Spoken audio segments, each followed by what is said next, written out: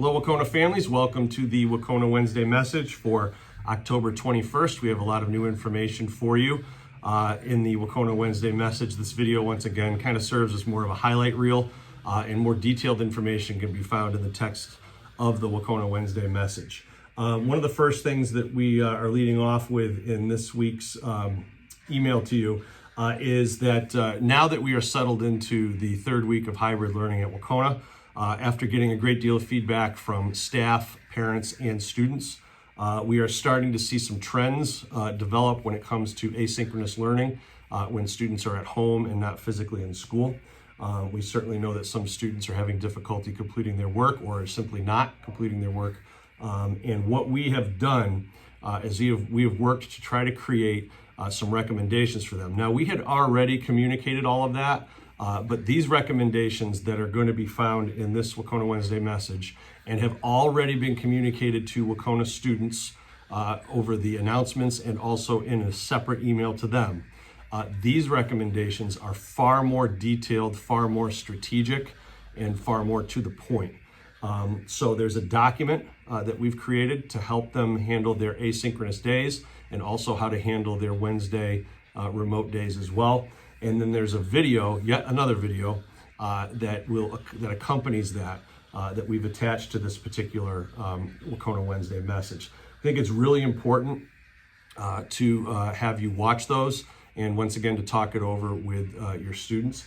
Another thing that's starting to come up, we have noticed that attendance in our in-school days has been pretty good since October 5th, but our attendance for the Wednesday morning Zoom sessions is starting to slip just a little bit. We noticed that actually this morning. So it's important for students to remember that Wednesday's AM Zoom sessions our attendance is taken and it is reported. So it's important that they remember that. It does count as if they are going to class. The other thing we want to give you a bit of a preview on, and we're not ready to give you more specifics on yet, but I think you need a heads up on, is that the state is now going to be requiring us to take attendance for students on their asynchronous at-home days, which presents all sorts of complications. We just learned this not that long ago from the state, and we're currently finalizing a system that we're going to put in place that we think will be simple enough to manage. But you, particularly your students, are going to be hearing a lot more about attendance. We have to provide this school year 170 days of school. And that obviously happens in both a asynchronous and synchronous way, but that asynchronous time is considered time in school, although it's at home. And we're going to be communicating more about that next week. Another thing that's in the Wahconah Wednesday message, we finally have our dates and times solidified for parent-teacher conferences. They will be Tuesday, November 10th from 12:15 to 3 p.m. and Tuesday, November 17th from 6 to 8:30 p.m. We are going to be using the same exact sign-up system that we used in previous years. It's called PTC Fast. It is an online scheduling system, and we will be using that as well. The difference, however, you won't be physically coming to Wahconah for your conferences. You will do that from the comforts of your own home via Zoom with the teachers. So the teachers are going to set up a permanent Zoom link for themselves. We will send those Zoom links out to you. And then you will end up being responsible for clicking on the appropriate Zoom link at the appropriate time for your conference with a teacher. You will end up in a teacher's waiting room, and then the teacher will let you in. Every conference is set up to be about 5 minutes. It's important to remember that these conferences are relatively short because we do have plenty of teachers that have roughly 100 students. So we have to give equal time to all families. So parent-teacher conferences are coming up.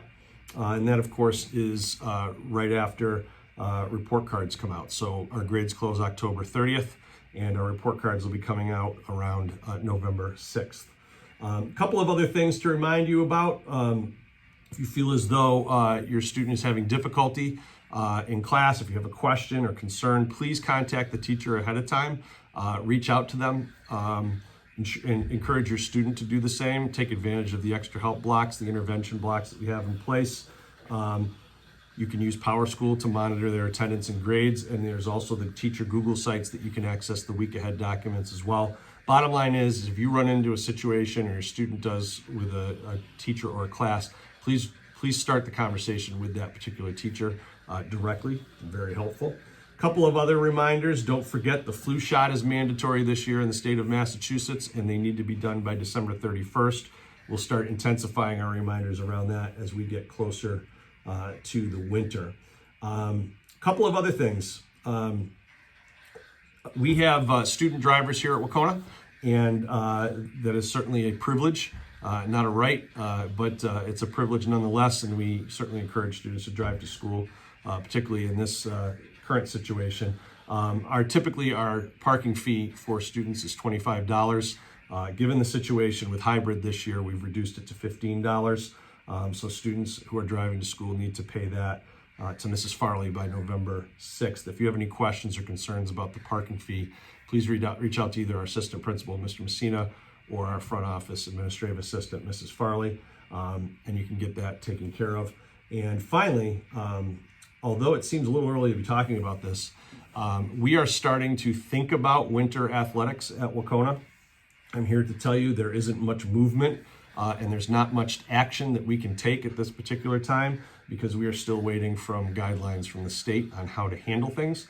Once again, the Department of Elementary and Secondary Education, the MIAA, and another agency called the EEA have to get together on the same page first, issue guidelines, and then we start getting sport-specific guidance after that for basketball, cross-country skiing, those sorts of things.